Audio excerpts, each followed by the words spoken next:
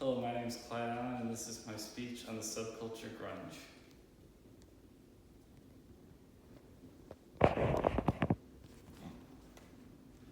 Nirvana, Alice in Chains, Soundgarden, Pearl Jam, Stone Temple Pilots.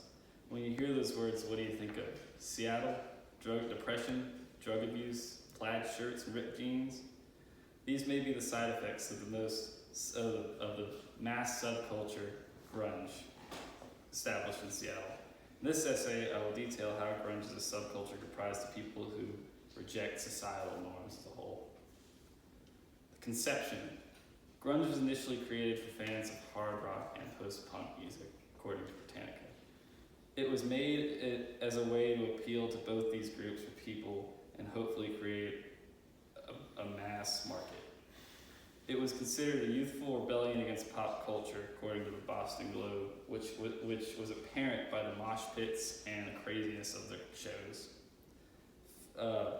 Pioneers of the grunge music style subculture would be Mother Love Bone and Mudhoney, who Mother Love Bone eventually became founding members of Pearl Jam, and they paved the way in the late 80s.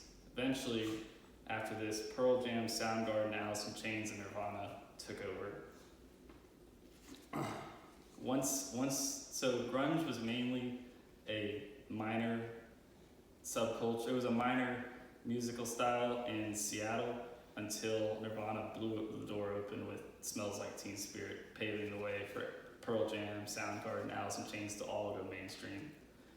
And the audience is typically characterized by people with ripped jeans, love guitars, heavy rock music, drugs, and plaid shirts. They're not very hard to distinguish. Sadly, people have stereotyped the crowd as lazy, burnout delinquents, but grunge music appeals to a lot of different people. People who suffer from mental illness, depression, addiction often can relate with the lyrics due to how genuine and real they are, which is grunge music's initial appeal. The influences. Everyone has heard of the crazy music scene in Seattle, but most don't know that grunge in the early 90s created that scene in a span of about 4 years. Grunge pushed alternative music to the mainstream, creating post-grunge music, including bands such as Gin Blossoms and Bush, and nu metal bands eventually taking over, consisting of Korn, Limp Bizkit, and Godsmack. All these bands have had huge cult followings, all of the grunge bands, kind of emulating the mass cult following that is the Grateful Dead. It established a community for those who don't fit in with the social norms of everyday society. Today, grunge is for the most part evolved into forms of rock I talked about earlier, nu metal, post-grunge, but it's still a major subculture in Seattle, and for select groups around the world as well. Although it has evolved to a modernized subculture, it is still heavily reliant on its past.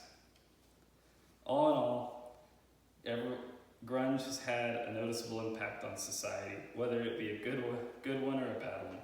Taking into account that grunge is a subgenre comprised of people through a unique culture and style of music.